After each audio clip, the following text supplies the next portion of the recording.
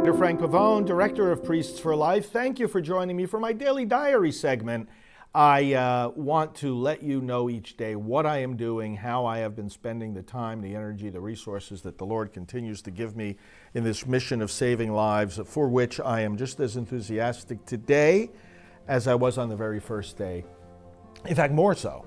And I find more energy today than on the very first day of taking up this pro-life mission full-time some 30 years ago. So thank you for your support. What did I do on Saturday, the 14th of October, Sunday, the 15th, and Monday, the 16th? That's the day, those are the days I want to cover today. Well, I was here Saturday, the 14th, at the office, and it was the beginning of the St. John Paul II novena. And I took some time at my desk, of course, to deal with work that I have to catch up on, and much of it there is, in arrangements for new Priests for Life interns working with us, communication of the pastoral team schedule. We're having another pastoral team meeting coming up. Preparation of liturgical videos.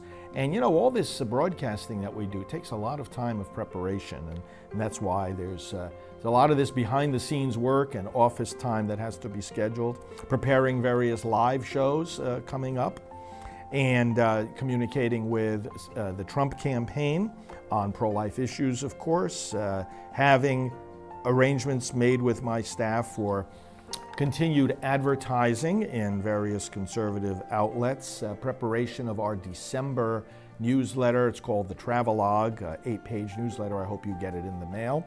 Otherwise, just subscribe on our website.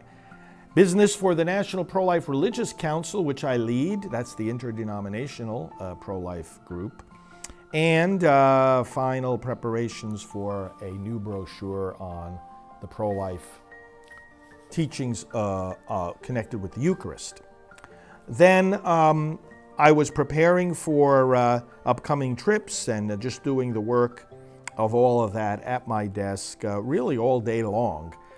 It is the story of Saturday the 14th, worked right into the evening on those things, and looking at, you know, projects that the staff is doing, and being sure that everything is moving along with them, understanding what they need to do.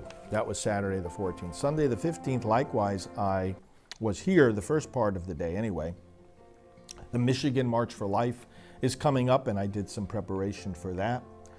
The election had been held on Saturday in Louisiana, and I know Attorney General Jeff Landry was just elected governor, and so I did some follow-up communications about that. Our Florida Attorney General is taking some good steps to protect our state against this pro-abortion amendment that is in the works. I had a morning meeting actually on Sunday with our travel coordinator. He was catching up on some work himself, and so we had a meeting in regard to upcoming trips of mine and details that have to be settled, and he was working on settling them. So I did all this various work, and of course time for worship on Sunday and time with the Lord, and then in just after lunch I went over to the airport. I was picked up, go to Orlando Airport to get a flight to Harrisburg, Pennsylvania. I had to connect through Charlotte, and all along the way working on my emails and doing some reading and catching up on articles that I have to write and things like that, while being transported to the airport, on the plane, to another airport, on another plane, and then to the hotel late at night when I arrived there in Harrisburg, Pennsylvania. What was I doing in Harrisburg? Well, that was the business of the following day, the Pennsylvania March for Life, as you may well have seen or read on lifenews.com.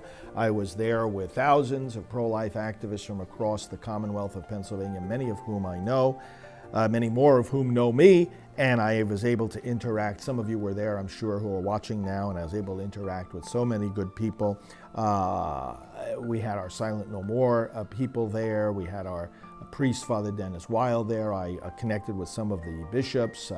I just interacted with students and parish groups and pro-life leaders.